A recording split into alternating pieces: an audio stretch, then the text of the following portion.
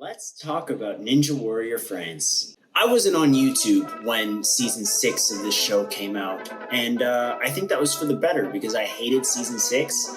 I hated what they did with the finale, and I just overall had no good things to say about season 6. And now season 7 is over, and my verdict is in. It's just as bad. Seasons 1 and 2 were basically just low budget A&W. Seasons 3 and 5 were basically if the producers were on crack, but like in the right state of mind still. And these last 2 seasons have it's just been crack, and they're just high on crack. I am incredibly disappointed in what this season has become and what this show has turned into. Let's go into it. I'm not going to go into everything about the formats of everything. I've made shorts for that, and you can check them out on my channel. I explain how everything works. I'll just lightly touch on things that need extra explaining. The qualifiers were confusing as heck, at least at first. For the first 20 minutes, I was very, very lost, and maybe it would have been easier if I spoke French, but at the end of the day, I did understand how everything worked in the first 20-30 minutes of the season, and that's good. That doesn't mean that it's a good format. There was still way too much going on between the memory tower, the high road, the mega wall with the speed pass, and the regular rope wall. It just was so much. There were 3 buzzers that you could hit to end your qualifying run. 3 different buzzers on 3 different obstacles. It's just stupid. The memory tower was a decent concept, but it's just not done well at all. Not to mention it was basically just a power tower that everyone ended up either failing or succeeding on, not because of the memory aspect. It was just kind of a waste of money to make the memory tower. Thank goodness that the power tower plane was gone, because personally, I am fine sitting through an episode of qualifiers and semifinals, just all in one episode. That's what we got this season. I'm okay with that. I did not like last season where it was qualifiers, power tower play-in bracket, and semifinals all in 2 hours. It was too much going on. So to go back to qualifiers and semifinals in one episode, I prefer that for sure. Semifinals were Ninja versus Ninja. They always have been, or not always have been, but they have been for quite a while now in France. But this time,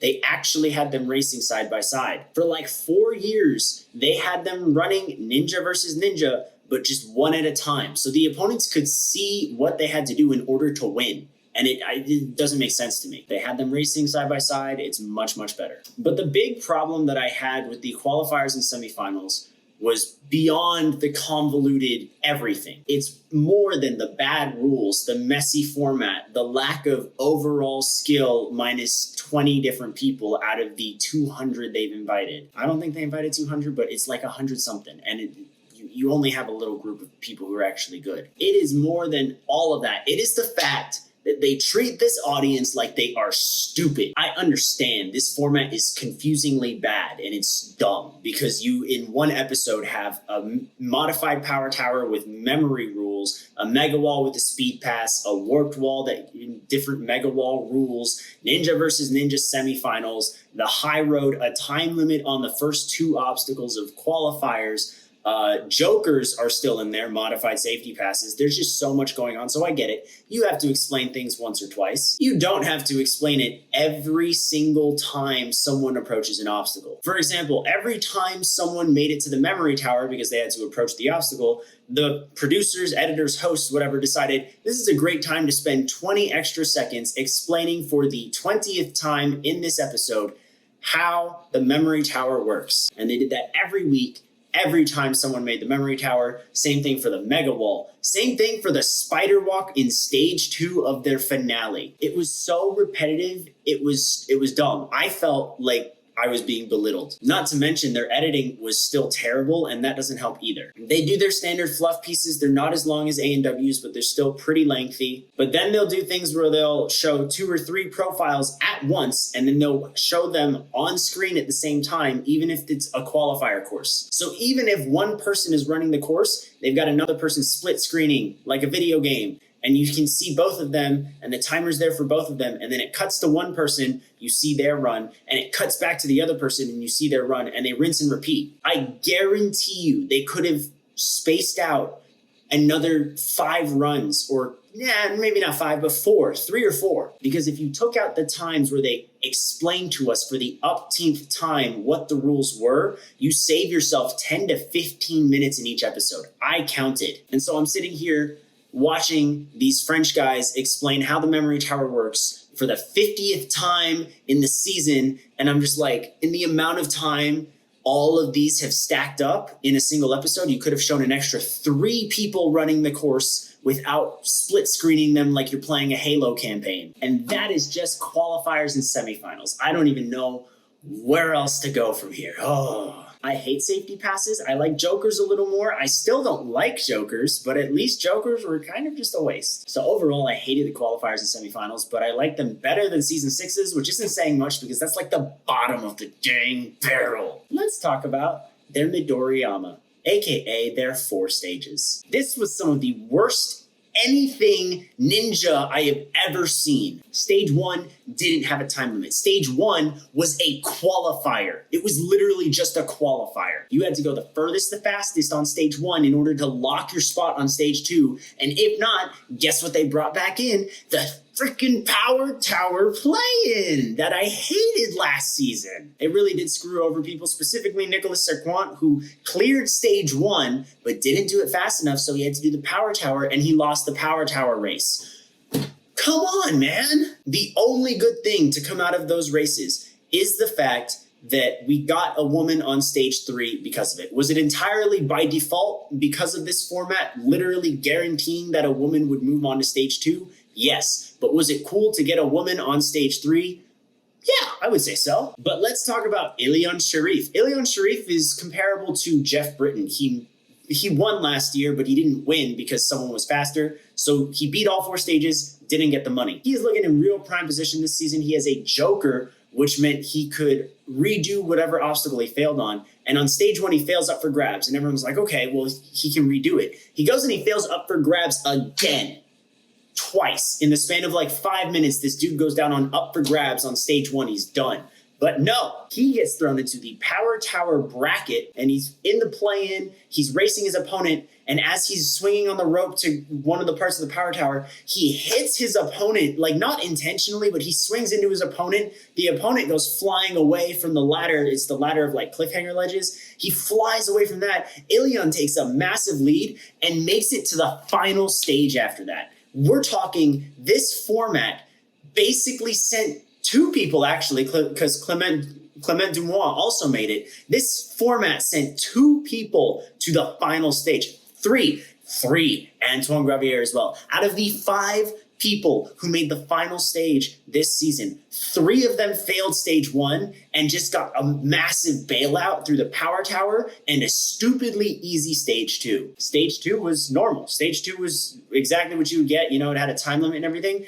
It had 13 people attempt it and 13 people cleared it. This includes 5 people who failed stage 1, and then stage 3 went 5 for 13. And the fact that one of them isn't Matisse Owadi, who failed slingshot of all things, is mind-blowing to me. I am so disappointed in this show, you guys. Like, I feel really bad almost being in charge of a community that is trying to promote we are more than just Sasuke. I still believe that. You know, Ninja Warrior is more than Sasuke. It's more than American Ninja Warrior. And I think there are other great seasons of Ninja around the world that are worth watching. This is not one of them, and I feel bad every time I invite people to watch this show. The first 5 seasons, I would totally say, go watch it. I have it in the archives, or I'm gonna have it in the archives soon, and you guys can watch the first 5 seasons.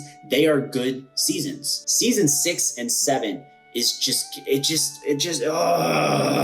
like, it's embarrassing for me to be like, yeah, let's have a watch party and all hang out. It's nice to hang out with all of you guys in the watch parties. It's not nice to be watching such a crap show. I think it's even crazier that they announced before this one even aired, like 2 months before this even aired, that season 8 is happening. They're filming season 8 this year, and it's gonna come out in 2024, which means I have to sit through another one of these because I am set on watching everything. I'm hoping that maybe it's better. Maybe it'll get better. I doubt it, but still. And then I'll make another review, and it might be like this, or it might be a little more positive. Also, Jean Tezenas failing the flying bar hurt my soul so much, man. I was so sad. I really, for those of you who don't know, if Jean had cleared stage 3 this year, he would have made it to the final stage for the 4th year in a row, which means that would have been a world record, because everyone else has done, the record is 3 between a bunch of different people. No one's done it 4 times in a row. And I was really rooting for Jean, and to see him fall was honestly gut-wrenching. And it was one of 2 moments this season that really made me go, like it made me feel something. It was Moran, the woman, on stage 3. That was hype. And then Jean failing stage 3, that hurt. And those are the only 2 things that made me feel anything this entire show besides complete rage. Props to the competitors, though, like Clement Gravier, who won last year. He got 2nd this year. He made it back to the final stage. Didn't beat his time from last year. Didn't beat the time limit, that means. And he didn't come out with the W, but he's still showing that he's still got it, and that's awesome. Charles Boujad, last man standing, made it the closest to winning this season. Really, really great effort. I feel like I have to, congratulate these people because they did do a good job, and also it kind of balances out all of the just hate spewing I am doing right now. I will make a list. I promise you guys, I will make a list of all of the Ninja Warrior seasons. I'll even make like a tier list of something of every international Ninja Warrior season. So that way you guys know these are the ones that I can watch or I should watch, or these are the ones that would be good. And these are the ones that I should steer clear of. I'm telling you right now, if you have not seen season 7 of Ninja Warrior France, which most of you probably haven't, stay away from it. Just run. Just run. If you're curious because it's France or because Matisse Owadi was in this season, I will send you clips of Matisse Owadi's runs and you can just call it a day there, and I've saved you 12 hours of pain and torture. So those are my thoughts on Ninja Warrior France Season 7. Comment below what you guys thought of it if you saw it, and of course, if you like this video, send me more stuff that'll make me rage, because you probably like when I rage. I do enjoy watching these shows, I really do, but I have to acknowledge when they're bad, and this was bad. Fingers crossed that with Germany and ANW and Sasuke and even Poland coming up, we're gonna get some decent seasons, hopefully.